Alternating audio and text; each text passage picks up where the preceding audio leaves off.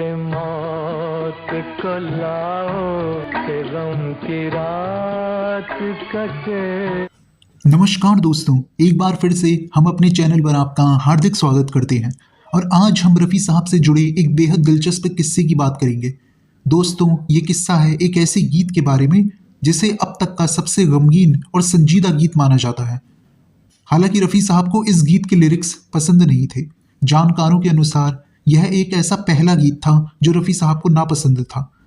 कौन सा था यह गीत और रफ़ी साहब को आखिर ये गीत क्यों पसंद नहीं था, इसकी चर्चा हम आगे वीडियो में करेंगे। अरे ना पीछा मेरा जिंदगी को समझा दो। हालांकि रफ़ी साहब ने अपने पूरे करियर में संगीतकार और गीतकार के आपसी मामले में कभी कोई हस्तक्षेप नहीं किया था। जिस संगीतकार ने जैसा उनसे गवाया उन्होंने गाया, लेकिन यह पहला अवसर था जब रफ़ी साहब को यह गीत नापसंद था। सन 1964 में धर्मेंद्र और नंदा द्वारा अभिनीत एक फिल्म आई जिसका टाइटल था मेरा कसूर क्या है।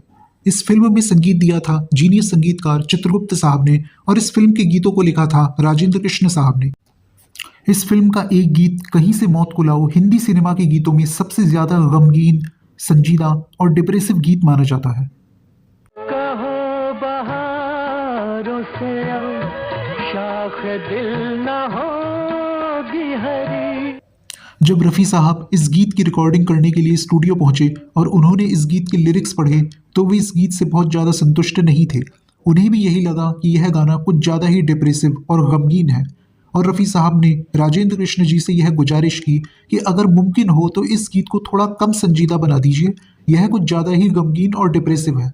लेकिन राजेंद्र कृष्ण जी का मानना था कि फिल्म की सिचुएशन के हिसाब से यह गीत बिल्कुल फिट है।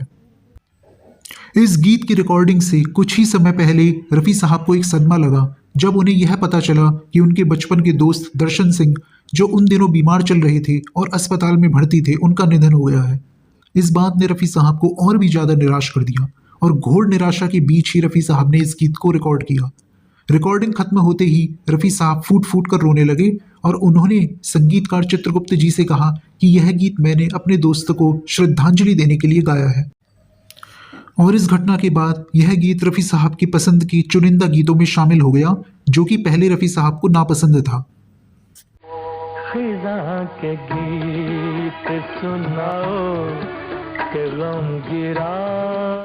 इसी तरह के रोचक तथ्य हम आपके सामने निरंतर लेकर आते रहेंगे। अब हमें इजाज़त दीजिए। धन्यवाद।